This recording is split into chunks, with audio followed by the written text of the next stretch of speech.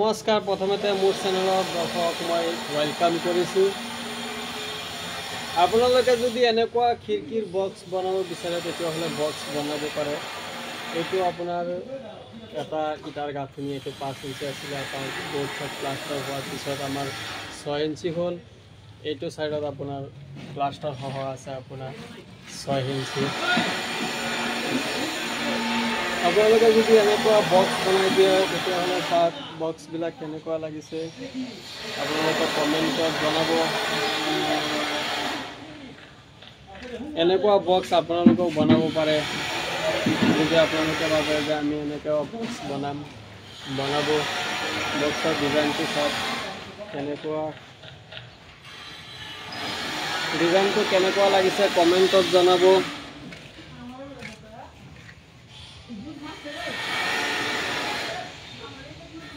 খিৰিকীৰ বক্স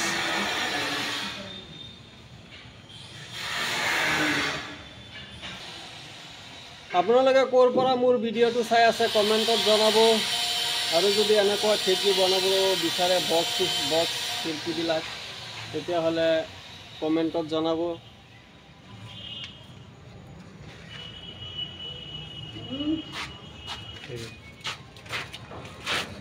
আপোনালোকে মোৰ ভিডিঅ'টো এটা লাইক কৰি দিব, চেনেলটো ছাবস্ক্ৰাইব কৰি ৰাখিব।